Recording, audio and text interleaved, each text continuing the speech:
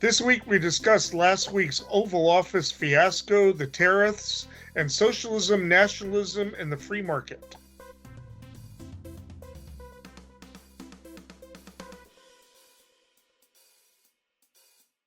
Good evening. You're either watching or listening to Redwood Wonk. My name is Eric Kirk.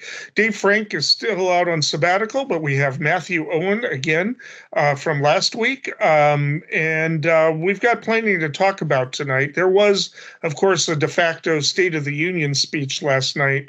And we will probably talk about that a little bit. But as I said to my friends before the show, nobody thinks about those speeches more than a week later, if that.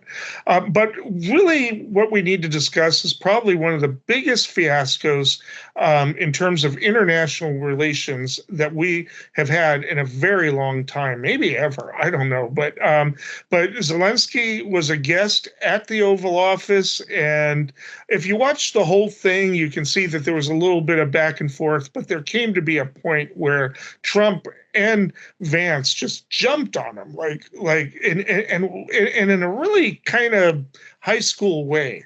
And it was, and then Zelensky was basically kicked out of the White House and went to London and was welcomed and supported by all of the of Europe's leadership, except for Orban and of Hungary, but pretty much all of them, whether they're conservative, liberal, or socialist, were just playing the grown-ups. And as of today, Zelensky pretty much had to apologize for whatever transgression he did. But I think basically what happened is he got back there, and in private, the advisor said, look, he's a child. You've just got to humor him. That's just what you got to do if you want to get this war to an end. And what will we do about his take on Russia? We just got to go one step at a time. But it was embarrassing. Every time I watch it, I get more angry than before. And Saturday Night Live had a great skit about it. As my father said, the only criticism he had is that they were actually more unhinged in real life than in the parody, the Trump and Vance being that. But, the whole argument is over whether or not Russia was the aggressor and should hold the blame for the fact that their troops are in Ukraine. He, of course, is being pressured to give up land, Donetsk and Crimea, and who knows, maybe more, in order to win this peace.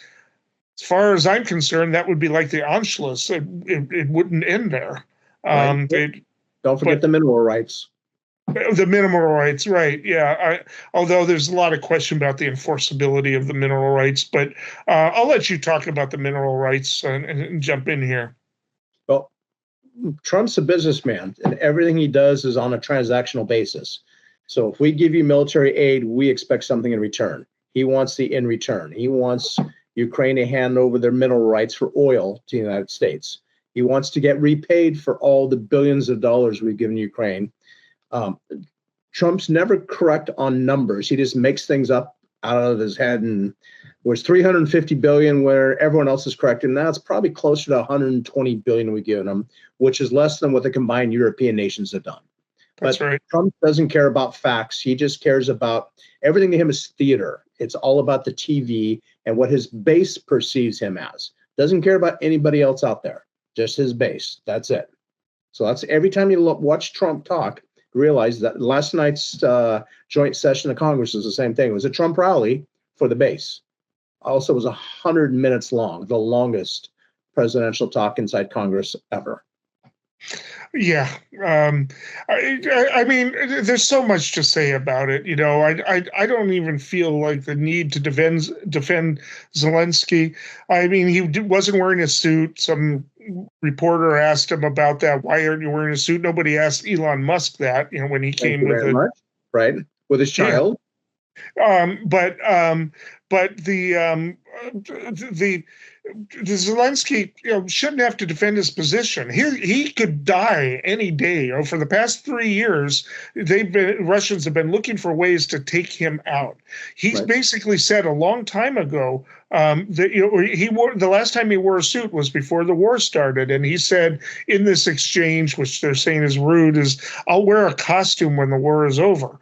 I mean, but for them to talk about it, I mean, this guy has done the impossible, even with the aid, even with the Western aid. It's pretty remarkable that they've held Russia to where they have. I mean, normally a power like that has to fight a guerrilla warfare, and they were preparing for it. But the Russian front collapsed. They all tried to go on one road, which was really dumb coming down from Belarus. But I don't want to revisit the war and the rest. But I mean, they're up against a superpower, a tin pot dictator superpower, but still a superpower. They can't really win it in any other way other than kind of what Vietnam did to us, which is to outlast us, our political and economic will. And how many men does Russia want to lose? Allegedly, they've lost over 750,000 men in 3 years. I'm going to put it in perspective. The United States lost 58,220 in the Vietnam War over a 10-year period, and that has scars to our country today. We have a wall in Washington, D.C. for that. Russia's allegedly lost 750,000 men in 3 years. And it's exactly what you said, Eric, is how much do you want to bleed? And where the mothers are going to step up in Russia sooner or later and said, we've had enough. But I mean, I don't know if you got to see any of the speeches that the European leaders made. The Prime Minister of Denmark, woman, just made, I think, an incredible speech in support. Finland as well. I mean, it's just, I think part of the reason that Trump was a little bit on the defensive was because earlier in the week he had done a joint press conference with Macron and kind of got humiliated when Macron was correcting his facts. Right. He does not like to be corrected. He gently corrected his lies. And but that's what Trump does. So the other thing, too, the important thing we need to talk about is Trump and Putin have sat down the negotiating table. You know who's missing from the negotiating table? Yeah. Ukraine. And that's why he's going, hello, it's our country. Can we be involved in negotiations? And we're not going to negotiate by surrendering. I think that's the thing he's telling them. Trump wants them to surrender. Trump actually made the comment, you won't survive 2 weeks without U.S. aid. And Zelensky went like this and said, Putin told me we won't survive 2 days. That was 3 years ago. So, yeah.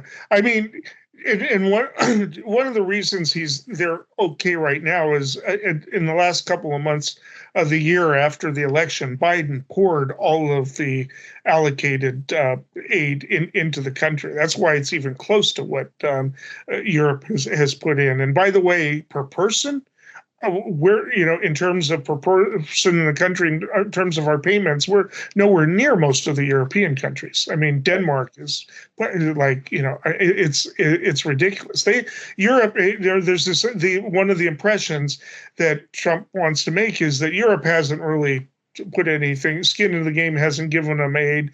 No, they have. They've done what they could, with what they have, and they're probably going to have to increase their own military production for a while, and that's what they're doing. But Germany has pledged to, the new leader coming in has pledged to up the aid possibly by 3 times as much. So the question is that Putin right now, who must have been really happy with that press conference, is not negotiating from the position of strength from a position of military strength as much as seems to have the president doing what he wants for whatever reason. He's got his puppets saying all the right things for Russia. Reagan is rolling in his grave right now. Well, and so the big question here is, how are you going to have this discussion without Ukraine being at the table? It's Trump basically wanted to go to Putin, get what Putin was willing to do, and then come back, and Ukraine would just accept it, and that's not going to happen. Put it in perspective, Eric. You're an attorney. It's like a man and a husband and wife going through a divorce, and the wife and the judge are sitting down working out the details. The husband's over. Do I get a say in this? No. Nope. Yeah. And that's how Ukraine feels right now. They have no say in the future of their country. Yeah, and there's a really tearful video statement by, I'm forgetting her name, but she's a Ukrainian MP. She was pro-Trump up until that incident. And she said, I thought maybe this was a clever negotiation leading up to the thing that maybe Trump was going to try to finesse something and make it more equitable with Putin. But she says, I have no confidence in that now. I have no confidence in President Trump. I mean, she said that in tears. She's somebody who has supported him. Two things I also saw during the Zelensky double team by Trump and Vance is the Ukraine ambassador to the U.S. was sitting in the front row. She had her hand in her head like this the whole time going, I can't believe what I'm hearing. And Marco Rubio sat there with this blank look on his face, just slumping down in his chair saying, this is against everything I've talked about since I've been elected to Senate. I mean, and Saturday Night Live made a big deal of that. Of him slumping in the chair? Yeah. Yeah. He just after his look like this and just kept going like further and further back going, what the hell is going on here? And afterwards, he made a social media something appeal against Zelensky, but you could tell his heart wasn't in it. I mean, it's anybody. The problem is right now that Zelensky has to realize is he's dealing with a child. That's what he's dealing with, and so you got to humor him. You got to, but at the same time, he's going to have to say, and so he won't contradict him when he's talking to him. He will treat him like a child, but there will come a point where he's going to say, no, I can't agree to that. And what's going to happen then? My favorite, Eric, is when they break out the cameras to the Republican senators and said, did Russia invade Ukraine? And then not a single one of them can answer that question. They all go off in tangents. Well, we got to get these illegal immigrants out of America. That's not the question I asked. Yeah. Did Russia invade Ukraine? Well, we're going with whatever the president said. So, I believe the Atlantic was the one that was asking the questions, and one of the responses, I don't even remember the name of the congressperson, was, "We're canceling our Atlanta subscription. These are trick questions." It's I mean, they weren't trick questions. They were pretty basic, I mean, but it's the same thing that Republicans can't answer when you ask them who won the election in 2020. All they say over and over again is Biden is our president or was our president. That's not an answer. Right. I understand. Yeah. I mean, it's just, how did he become president? Did he sneak in through a tunnel under the White House? I mean, he either won or he lost. And if he lost and Trump should have been in office, then these Republicans should have been screaming bloody murder. But they can't contradict Trump. And my favorite line from Trump's joint session of Congress was, the days of rule by unelected bureaucrats are over. And the Republicans stood up and clapped, and the Democrats just started laughing hysterically, going, he's up there in the crowd. It's called Elon Musk. We didn't elect him. If you haven't heard today, the Veterans Affairs is laying off or firing 80,000 employees. Oh. So if you think your veterans care was slow and problematic before, I take any organization, a school, a hospital, anything, and cut off half the employees and tell me how's it going to run now. So. Well, and we may be in for a constitutional test because the Supreme Court, with Roberts and Amy Coney Barrett, right? Yes, they and the liberals voted that they have to restore U.S. aid, the funding for the contracts for the work that's already been done. Basic, you know, and I'm wondering if there's going to be more like that. I mean, if you go to the list of lawsuits against the Trump administration right now. I think we're over 100, and there'll probably be several hundred by the time this month is over. And almost all of the decisions are against the Trump administration. Even if the Supreme Court wants to rule in favor of Trump on these things, they can't take all those cases. There's no way. We have to talk about one thing here, and the whole problem with the Zelensky was Zelensky's fault. He did not bend his knee, lick Trump's boot, and kiss his ring, and then kiss his ass. He should have said, "Mr. President, you're the greatest president in the history of the United States. Thank you so much for all your military aid you've given us. Without you, Donald Trump, Ukraine would be gone." Had he started to talk like that, it would have been okay. But you have to kiss his ass first. And if you don't do that, you talk to him like an adult instead of a child, like you're saying. Yeah. Did not. For one thing, that meeting shouldn't have been televised. If they're going to have, I love it. Yeah, I mean, if they're going to have arguments, and you're going to basically try to tell Zelensky that he doesn't know anything about Ukraine, and what's going on there, do it off camera. Yell at each other behind, off camera. But made for great TV. It did. It was. I mean, it's going to be. I mean, there's already parody after parody after parody. I mentioned Saturday Night Live, but it's just. Anyway, we're getting towards the end of this, but this wasn't me even disagreeing with Trump. I disagree with him on his perspective of Russia, but this was just thoroughly embarrassed for our country. It's not going to improve our relationships with anybody other than dictators. If you want to close it out. Yep. No, I agree. Everything you just said. It improved our relationships with Russia, China, North Korea, Iran, and Hungary. Yeah. All run by dictators. All right. Well, I mean, we'll see what happens the next time Zelensky comes in. He did not. Looking forward to it. If you have any questions or comments, email us at redwoodwonk@gmail.com. You are watching Redwood Wonk on Access Humboldt community-owned television.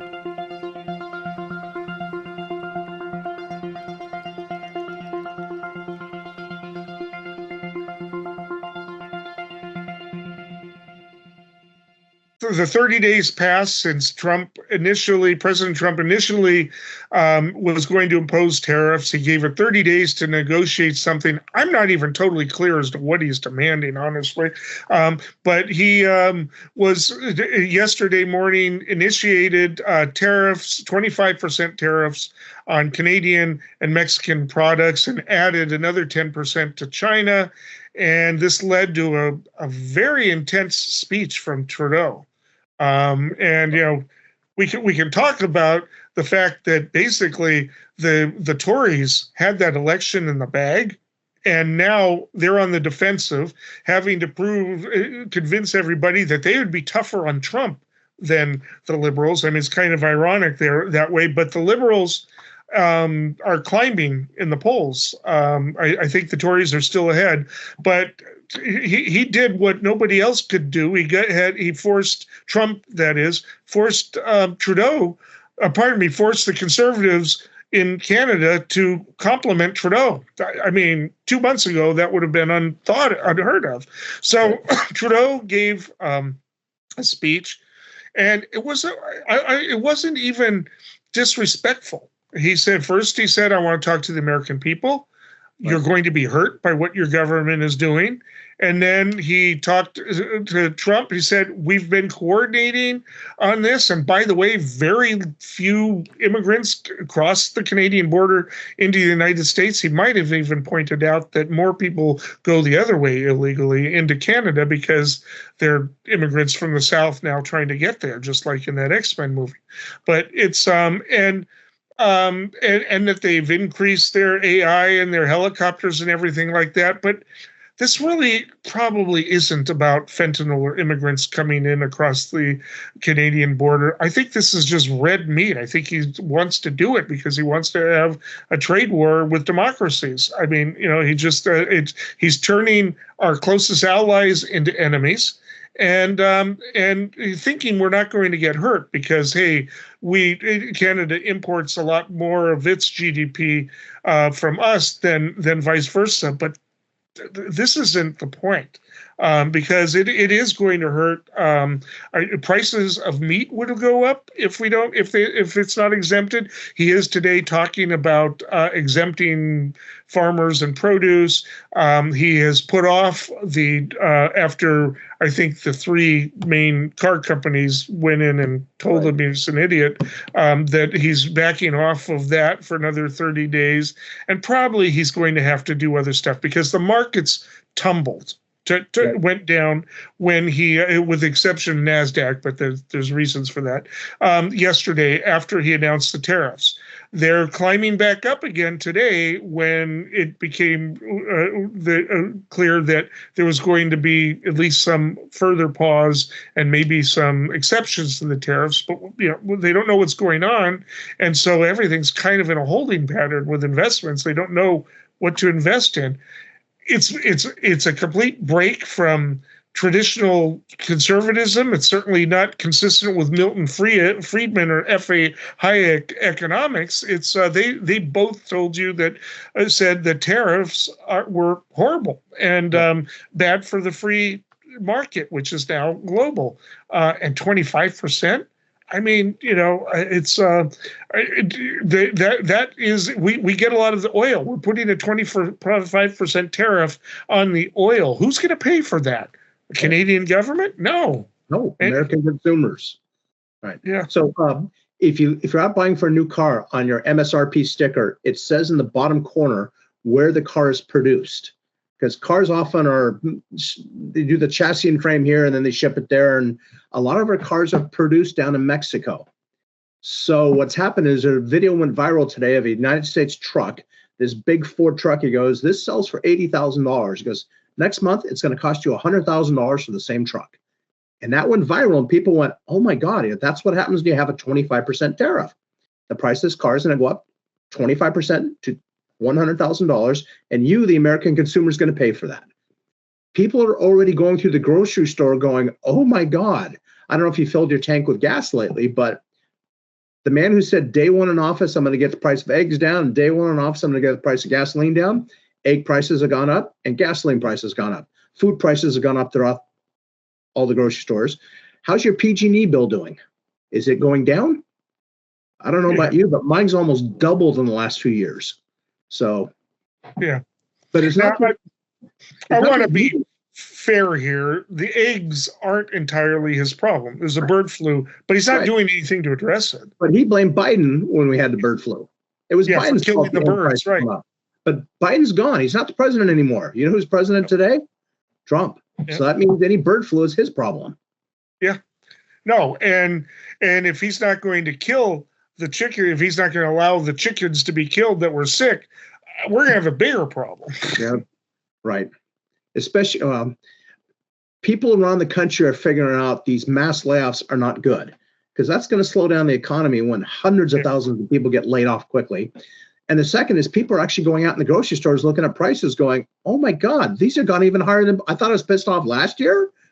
Who's president today? Prices are higher today. That's Trump's fault.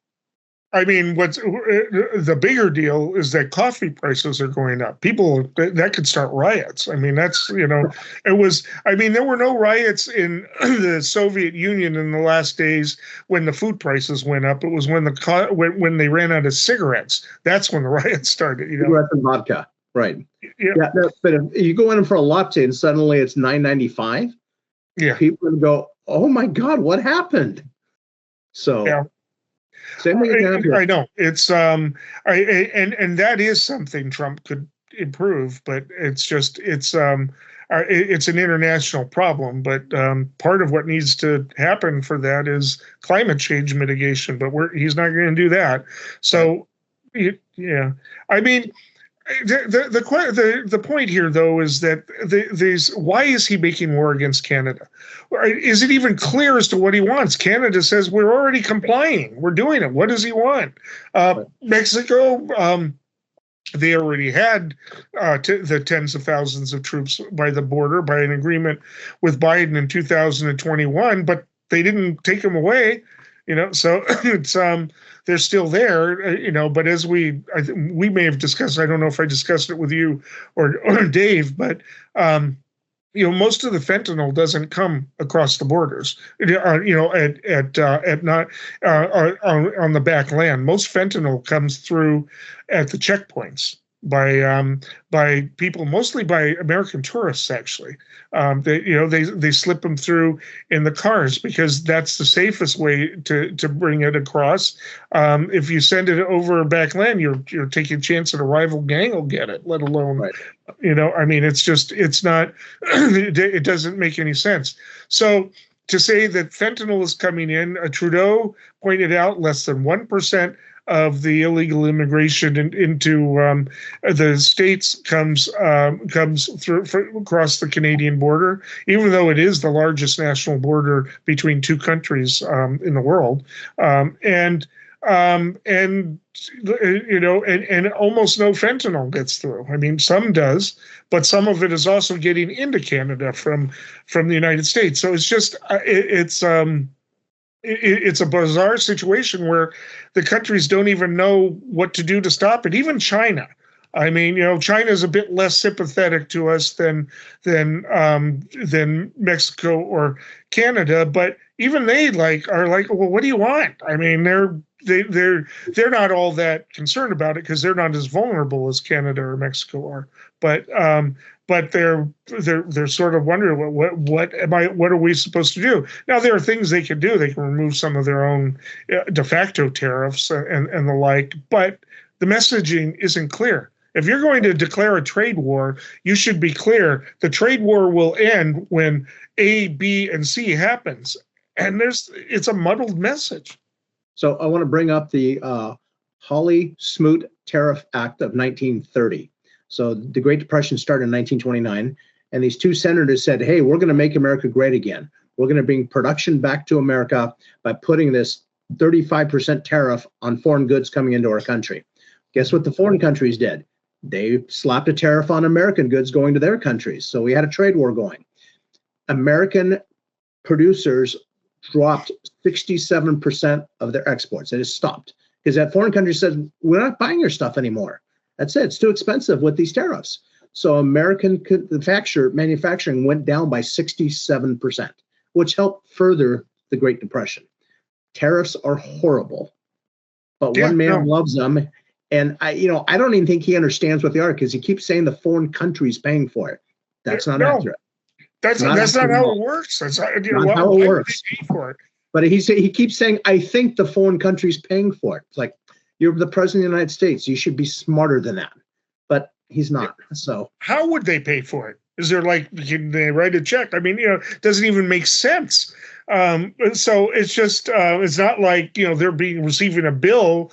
You need to pay this for your imports into our country, and no, it's just the taxes added, and then whoever's distributing it in this country has got to either eat it or pass it along to consumers. So let me bring up the example of that $80,000 truck that was primarily produced in Mexico. When they bring that to the border with a 25% tariff, there's going to be an increase of 80,000 times 0.25 is $20,000, which is going to get cut to the United States. Mexico's not paying that. Whoever's importing that truck to the United States is paying that extra $20,000. And exactly what you said, Eric, that increased cost to me, the wholesaler, is going to be passed on to the retailer, who's going to pass it on to the consumer. All it's going to be is inflationary. Yeah, it's I've been kind of debating people. I make a mistake of going into forums and debating people, but they're like saying, well, good, maybe our businesses will stop exporting and they'll just do business here in America. And I just said, you've never taken an economics class, have you? And he said, and I never will. I mean, it's just like he was proud of that. I mean, it's just, it's over the top. And obviously, being a businessman, and it's actually a debate as to whether or not Trump is actually a good businessman. I mean, there's he made money finally on his TV show, but as far as real estate investment, president. Right. Yeah. Well, he's making a lot of money doing that. but he's clearly not an economist. And I think he's pushing this because it's red meat for his base. I think that's the only reason, because there's nothing productive that's going to come out of it other than, does he really expect other countries to bend the knee? They're not going to do that. And this is the other thing. The trade war could end tomorrow, and it may, because he's already backing down after the automaker CEOs. Auto companies, right? Right. But it's the damage is long term, because Canadian companies are going to say, you know what, we can't rely on this. We're going to have to open up and find other markets, because we can't be worrying about whether or not a temperamental president of the United States is going to start making it so that we can't sell goods to them. So we're going to look. They're looking to the EU. There's even talks of Canada joining the EU. And so the problem is exactly what you said, Eric. It's happening with American manufacturers who used to sell to Canada, who used to sell to Mexico. Those countries don't want our products anymore. So the United States is having to lay off staff because their sales are going down, because other countries don't want to pay the tariffs. So they say, we're going to find an alternative. But that hurts American manufacturing. Well, it is, and it's also will hurt our distributors, because they're going to probably start investing in tankers and carry the oil across. If that's going to make their oil more expensive, so that nobody wants to buy it, and none of our companies want to buy it. They'll. That's not good for our security long term, for Canada to decide, okay, they're not our number one trade partner anymore, we can't count on them. That is it. And like I said, as long as Trump is president, but even now they say, okay, well, if even if a Democrat was to win in 2028, assuming we have elections, then they would still have to worry long term. Will we elect somebody else like Trump that does this? It's just the destruction of this is so self-inflicting. There is a cartoon of Trump learning the lesson about how tariffs work, and it shows him urinating into a fan and having it spray back at him. That's what this does. Right. Yeah. Any other thoughts on this? It's crazy what he's doing, and Republicans know this, but they don't want to get primaried, so they don't challenge them on it. But I'm told, I didn't watch all of it last night, but I'm told that when he was bragging about the tariffs, that was where the Republicans had the lightest clapping. They're not happy with it. Wait till avocados hit $3 or $4 each at the grocery store. And then people are going to go, maybe these tariffs aren't so good after all. Yeah, we may not happen so much in California. We do have our own avocados, but across the country it will. Anyway, we'll be talking about this again unless the trade war ends sooner than expected. Okay.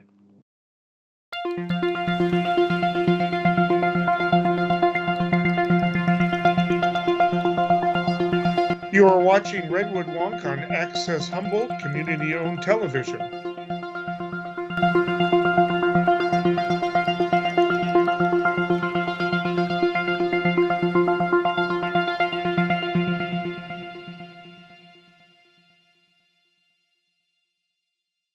Okay, so for this segment, I want to discuss kind of a bigger picture topic.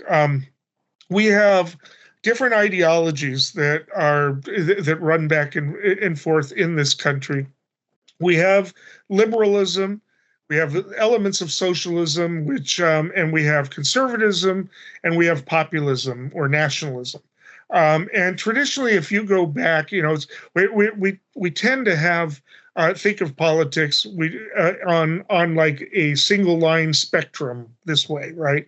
When it's kind of complicated, because for instance, fascists and Nazis identify as right-wingers. Conservatives all voted for the Enabling Act, but that doesn't mean their policies are conservative. They are not free market people. They are for the organic unity of, allowing rich people to make money, but they want a more controlled economy. And so you have this element of nationalism kind of looking like socialism, and in fact, thanks to the Strausser brothers, the Nazis actually had socialism in the word, even though no people who called themselves in their name, even though no people who called themselves socialists identified with it. It's complicated. It's a long history. Back then in Germany, socialism was like democratic. People wanted to be associated with that word if they could because it was popular going into the Depression. But we have right now, as we talked about in the last segment, we have you have Democrats as being representing the kind of the left, and you've got socialist elements of it, AOC, Bernie Sanders. A lot of debate as to whether or not he even really counts as a socialist by European standards. But the truth is that every economy is both socialist and free market. There's no pure stuff. Whether you were in the tightest Stalinist regime, there was still at least a black market and even some above the board free trade there, certainly with international business. There is no pure capitalist system. It doesn't work. The closest we have actually is Haiti, and it's a complete barren landscape economically and literally. And so it's so you have a certain amount of socialism being publicly owned means of production. I mean, roads are publicly owned, and those are means of production. So we have elements of socialism in this country: public libraries, public schools. And so the question of what does it mean to be a socialist? Basically, a socialist is anybody who passes a certain threshold of what they would like to be publicly owned and publicly managed. And probably you're called a socialist in this country if you support public medicine, socialized medicine. Europe, conservatives support that, right? So it's just it's different everywhere.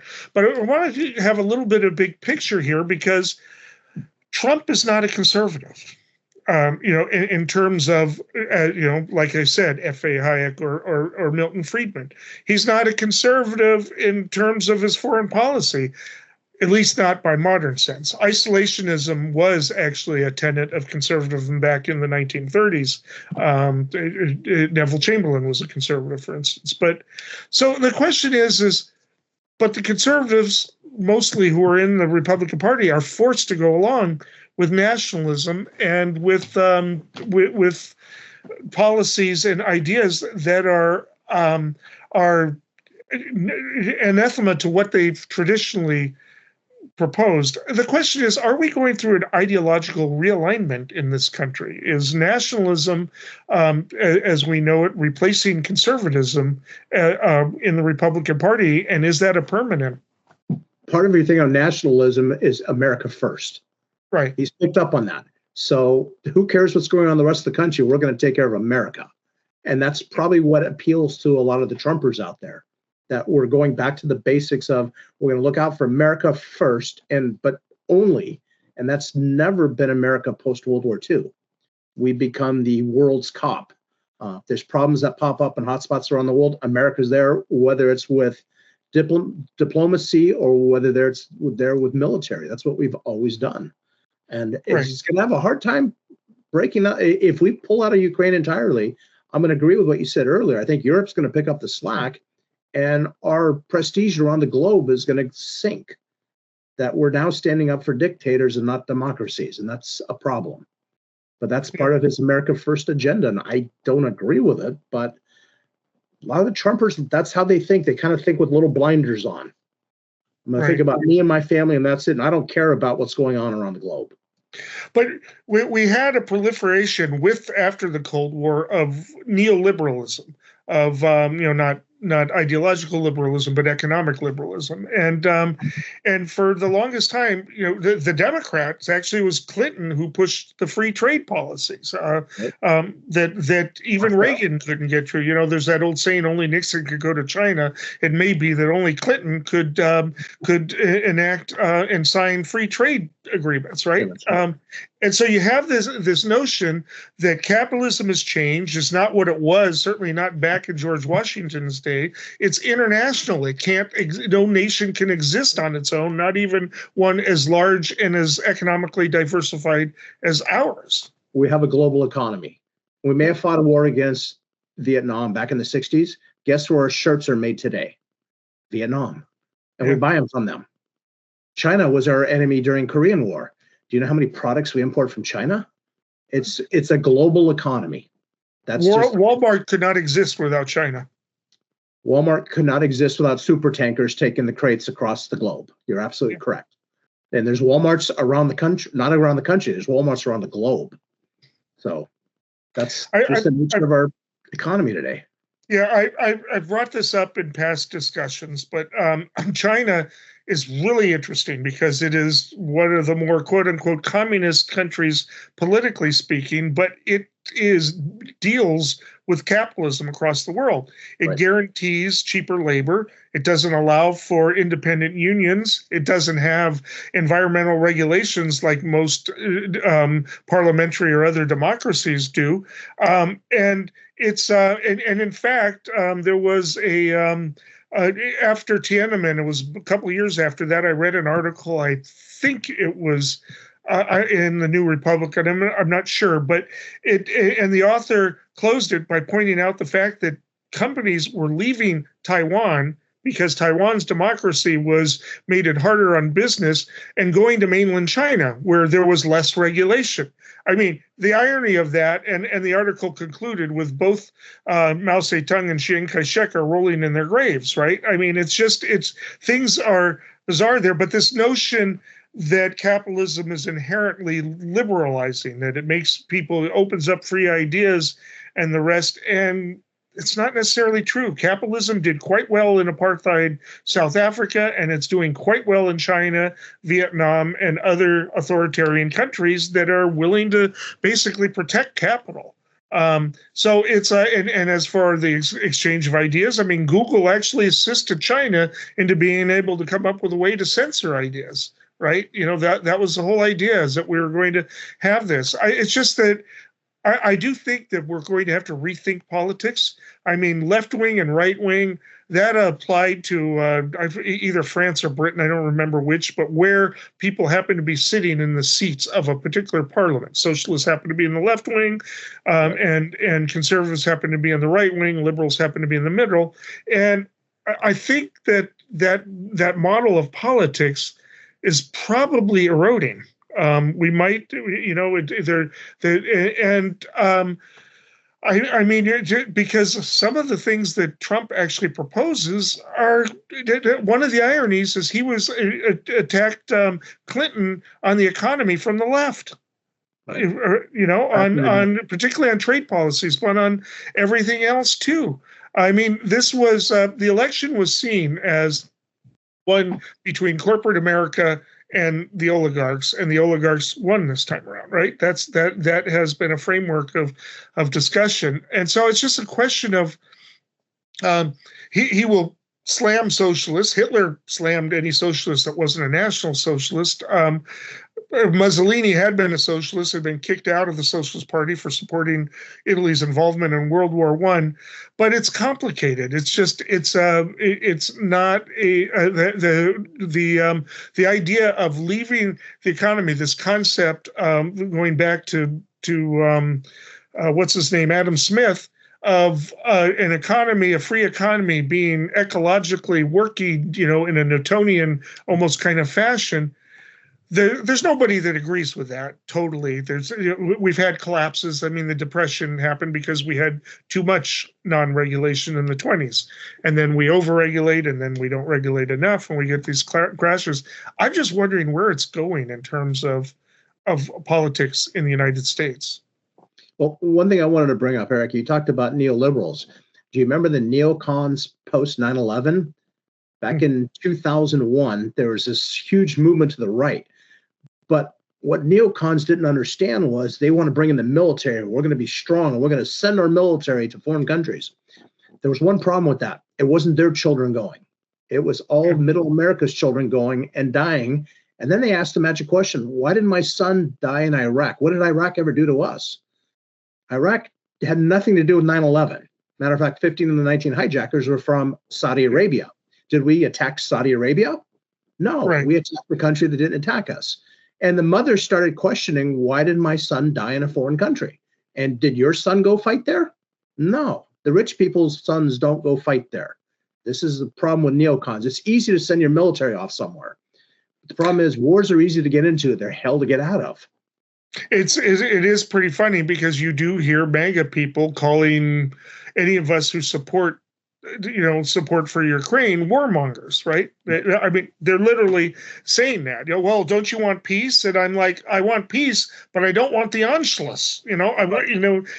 I want peace that's going to last and not have another invasion 5 or 10 years down the road where Putin or his successor denies it's happening until it's too late. I mean, it's just people on the left that I have debates with about this. Well, when did you start supporting war? It's like I've never been totally opposed to war in every situation. I mean, I hate it. I think it's one of the worst things to happen to people. But there are times, such as World War II and a few other cases where it's not natural. Now, we don't have to be the world's cops. I know that, but we do. I mean, yeah, and it is ironic because Trump falsely claimed he opposed the war in Iraq. He didn't say anything during that time. He was dead silent. But Hillary Clinton voted for it, right? I mean, it just that was held against her. Joe Biden voted for it. I mean, the former Prime Minister of Finland said the easiest way to end the Ukraine conflict is to have the Russian troops go back to Russia. Yeah, can happen tomorrow. War's over tomorrow. Yeah, it's hard. And so there, just the things that we're defining as right and left and what the parties stand for. It's really hard. Now, the Democrats don't stand for a whole lot. I mean, one of the things in this country that we always had was our parties weren't political parties in the European sense, where there was an ideology and even a strict charter that survived from leader to leader.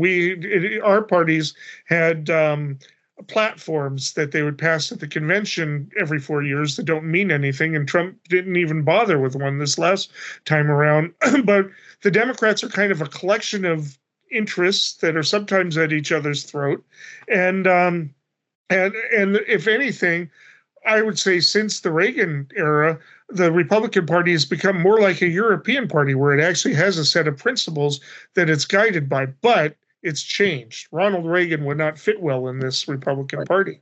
I mean, my theory is the Democrats stand for people, the Republicans stand for profits. Yeah. That's how I break down the two parties today. But you're absolutely correct. The Republicans have latched onto social cultural issues. They've hang on to the 5 Gs, and they'll stick with those: God, guns, gay, ganja, and gestation. That's the 5 Gs. It is interesting because the people in I lost my train of thought here, but but definitely you'll hear the even more conservatives now, and certainly on a local level, supporting the legalization of pot. If you can't beat them, join them. They're in the industry, right? So I don't know who stands for what anymore, but you're right in the sense that, the Republicans do tend to do it to vote that way. And I know what my thought was, but they do, by playing the culture war, get people to vote against their interests. Right. That's, there is a history to that. I mean, there's always people that were not necessarily happy, but were willing to accept a certain amount of oppression at working class white people because, hey, at least we're not as bad off as the black slave. I get to be an overseer. I'm going to be exploited, but I can live with that. There's one more thing I have to bring up. Mega's against globalist. Yeah. Can you tell me where Rupert Murdoch is from? Australia via England. Now he's got 3 different dual citizenships going on, or tri-citizenships. And Elon Musk is from what country? From apartheid South Africa. South Africa. So there's the globalists that are running the Republican Party today. They're right. They should be afraid of the globalists. I am. I'm afraid of Fox News, and I'm afraid of Elon Musk. Yeah, well, and you notice what happened with Steve Bannon over. Well, we talked about it a little bit last week. The immigrant techies. I forget what the program's called, but H-1-2 visa. yeah, Trump sided with Musk, told Bannon to stand down, and Bannon shut up, and that's that. He is a populist until an oligarch is involved, whether it's in Russia or in our own community, and it is bizarre, but Trump has transformed the Republican Party in a way that has never happened before. There are, as I said, there was isolationism and literally America first in the 30s. And in the first part of the 40s, they tried to keep FDR out of the war. That's why he had to go along with compromises like the Lend-Lease Act instead of just wanting to assist, the resistance in Europe at the time. But people wanted to stay out of it. But you can only stay out of it so long. Until Pearl Harbor. Until Pearl Harbor.